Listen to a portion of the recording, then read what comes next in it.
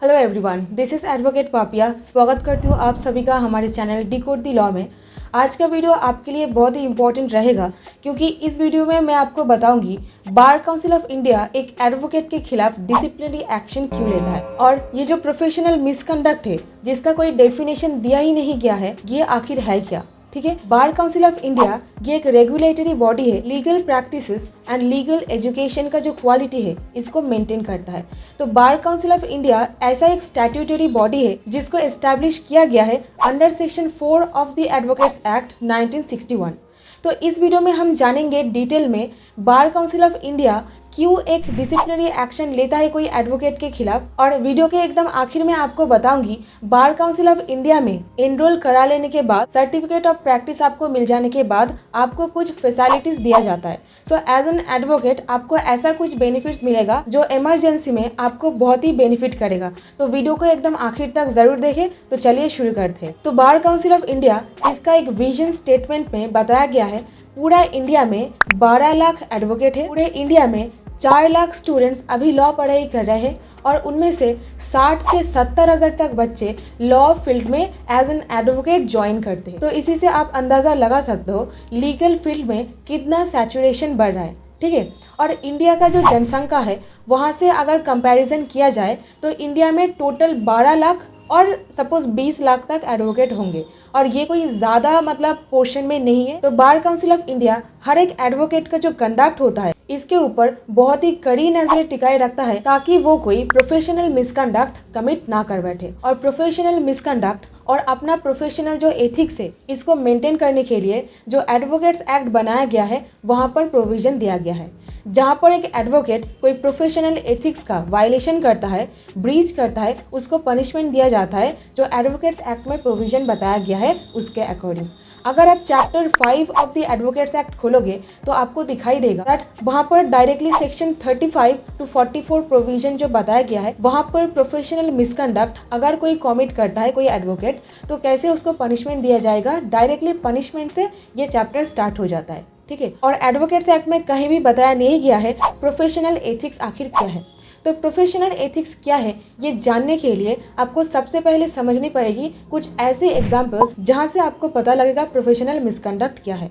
तो सबसे पहली बात, प्रोफेशनल मिसकंडक्ट एक ऐसी चीज़ है, इसको अगर हम एक जनरल लैंग्वेज और लेमेंस लैंग्वेज में देखें तो जब भी एक एडवोकेट कोई इम्प्रॉपर बिहेवियर करता है, कोई डिसऑनरेबल बिहेवियर और जेस्चर करता है, यानी कि जहाँ पर वो कोई क्लाइंट के साथ फ्रॉड कर रहा है, कोर्ट का जो रूल्स है उसको अवमानना कर रहा है, और जहाँ पर ऐसा कोई काम कर रहा है वो डिसग्रेसफुल है लीगल प्रोफेशन के लिए, तो ऐसा अगर कुछ काम कर रहा है वहाँ पर बोला जाता है वो एडवोकेट प्रोफेशनल मिसकंडक्ट कर रहा है। जैसा कि मैंने आपको बताई हर साल 60 से 70 हज़ार तक बच्चे एडवोकेट बन रहे हैं, तो इससे एडवोकेसी जो फील्ड है इसका सैचुरेशन बढ़ रहा है, मतलब एडवोकेट का जो नंबर है वो बहुत ही तेज़ी से ऊपर जा रहा है। ठीक है, और ऐसे में करप्शन होना, मैल प्रैक्टिसेस करना ये बहुत ही कॉमन हो जाता है।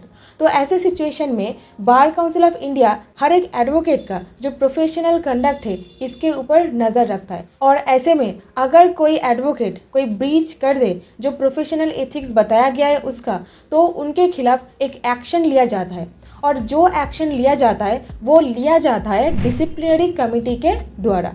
और डिसिप्लिनरी कमेटी जो है, जहाँ पर सपोज आप एक एडवोकेट हो, आप कोई ब्रीच कमिट करते हो और आपके खिलाफ कोई कंप्लेन रजिस्टर किया गया है, और जहाँ पे आपके नाम पर कंप्लेन कोई स्टेट बार काउंसिल में किया गया है, वहाँ पर स्टेट बार काउंसिल आपका जो कंप्लेन है वो बार काउंसिल ऑफ इंडिया को रेफ़र कर देते हैं, और बार काउंसिल ऑफ इंडिया के पास रेफ़र कर देने के बाद बीसीआई को पावर दिया गया है अंडर सेक्शन 9 में वो एक और एक से ज़्यादा डिसिप्लिनरी कमेटी फॉर्म कर सकता है। और हर एक डिसिप्लिनरी कमेटी में 3 मेंबर होते हैं। 2 मेंबर को जो बार के मेंबर है वहां से सिलेक्ट किया जाता है और एक मेंबर को बाहर से सिलेक्ट किया जाता है, मतलब एक आउटसाइडर रहता है वो ग्रुप में। और इनमें से जो सीनियर मोस्ट एडवोकेट होते हैं वो लीड करते हैं वो डिसिप्लिनरी कमेटी को। जहां पर कोई प्रोफेशनल मिसकंडक्ट कमिट हुआ है वहां पर बार काउंसिल ऑफ इंडिया को ये जो पूरा मैटर है इसको इंक्वायरी करने के लिए जो पावर एक सिविल कोर्ट को दिया जाता है, जो मेंशन किया गया है code code of civil procedure में 1908 में वही सेम पावर सेक्शन 42 के बदौलत बार काउंसिल ऑफ इंडिया को भी दिया जाता है।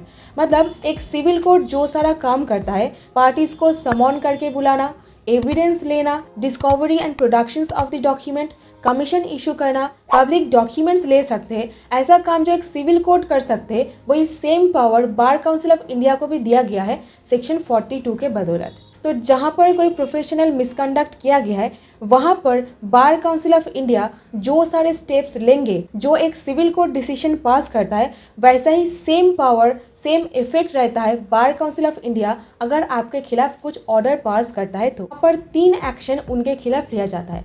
नंबर 1, अगर आप कोई छोटा मोटा मिसकंडक्ट किए हो तो आपको डांट लगाया जाएगा। नंबर 2, आपका नाम को हटाया जाएगा। और नंबर 3, स्टेट बार काउंसिल से आपका एनरोलमेंट जो है उसको सस्पेंड किया जाएगा। और सस्पेंड जब किया जाएगा तब आपके ऊपर कुछ बार लगाया जाएगा, और जब बार लगाया जाएगा तो आप प्रैक्टिस नहीं कर सकोगे। ठीक है, अभी कुछ एग्जांपल्स देख लेते हैं जहां पर प्रोफेशनल मिसकंडक्ट के लिए कुछ कड़ी कदम उठाया गया है बार काउंसिल ऑफ इंडिया के द्वारा। इलाहाबाद बैंक वर्सेस गिरीश प्रसाद वर्मा, ये केस में क्या हुआ था, जो एडवोकेट थे उनको 52 केसेस फाइल करने के लिए कोर्ट फीस दिया गया था। ठीक है, और वो 52 केसेस फाइल ना करके 50 केस फाइल करते हैं, और बाकी 2 जो केस था उसका जो कोर्ट फीस था वो मिसअप्रोप्रिएट कर जाते हैं। और यहाँ पर मिसअप्रोप्रिएट करने के लिए ये एक प्रोफेशनल मिसकंडक्ट माना जाता है, और इनका जो एनरोलमेंट है इसको सस्पेंड किया जाता है। और प्रोफेशनल मिसकंडक्ट करने के लिए बार काउंसिल ऑफ यूपी ये एडवोकेट का जो एनरोलमेंट है उसको स्ट्राइक ऑफ कर देते हैं। और एक एग्जाम्पल, जहाँ पर आप एनरोलमेंट के लिए कोई एप्लीकेशन करोगे, वहाँ पर एक पॉइंट रहता है आपके नाम पर कोई क्रिमिनल केस पेंडिंग है या नहीं है। और ये वाला केस में क्या हुआ था, यहाँ पे जो एडवोकेट थे जब ये स्टेट बार काउंसिल में एनरोलमेंट करा रहे थे, उनके नाम पर आईपीसी सेक्शन 473 में एक केस चल रहा था, और भी बहुत सारे क्रिमिनल केसेस चल रहा था, और वो एडवोकेट बेल में बाहर थे। और यहाँ पर ये जो सारे फैक्ट्स है ये हाइड कर गए थे।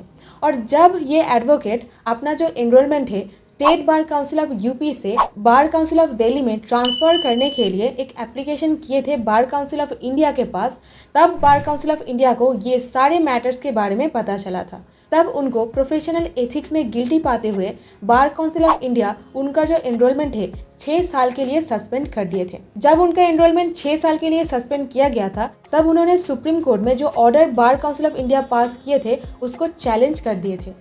और supreme court bar council of India के द्वारा जो ऑर्डर पास किया गया है उसको समर्थन करते हुए जो 6 साल सस्पेंड किया गया था उसको रिड्यूस करके 1 साल कर दिया गया। तो ये सारे जो प्रोफेशनल मिसकंडक्ट है, आई होप इससे आपको साफ साफ पता चल गया है बार काउंसिल ऑफ इंडिया क्यों कोई एडवोकेट के खिलाफ डिसिप्लिनरी एक्शन लेते हैं। तो मेन पॉइंट सबके लिए सेम रहता है, जहां पर लीगल प्रोफेशन में सैचुरेशन बढ़ रहा है, मतलब हर साल 60 से 70 हज़ार तक बच्चे लिटिगेशन में ज्वाइन कर रहे हैं।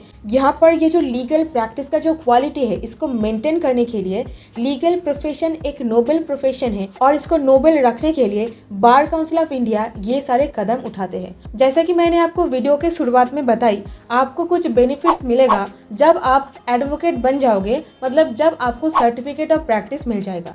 तो सबसे पहली बात, जो लोगों को पता है ये सारे बेनिफिट्स उनको मिलता है, तो नंबर 1 बेनिफिट जो मिलता है आपको 5 लाख तक पर्सनल एक्सीडेंटल इंश्योरेंस मिलेगा, और 5 लाख रुपए का आपको लाइफ इंश्योरेंस भी मिलता है। और दूसरा पॉइंट है, जहाँ पर आपको कोई सीरियस डिजीज हो गया है और बार काउंसिल ऑफ इंडिया आपको कुछ मॉनिटरी बेनिफिट्स भी देते हैं, और इसके लिए आपको बार काउंसिल ऑफ इंडिया में एप्लीकेशन करना पड़ता है, और ये पूरा का पूरा डिपेंड करता है आपका डिजीज कितना सीरियस नेचर के है उसके ऊपर। तो ये सारे जो बेनिफिट्स है एक एडवोकेट को दिया जाता है जब वो ऑल इंडिया बार एग्जामिनेशन क्लियर करके सर्टिफिकेट ऑफ प्रैक्टिस ले करके एक एडवोकेट बन जाते हैं। तो यही था इस वीडियो में। अगर ये वीडियो आपको पसंद आया है एक लाइक कीजिएगा और चैनल को सब्सक्राइब करना ना भूलिएगा। तो मिलते हैं किसी और वीडियो में। Till then stay happy, stay blessed, keep learning new things. Thank you so much for watching this video.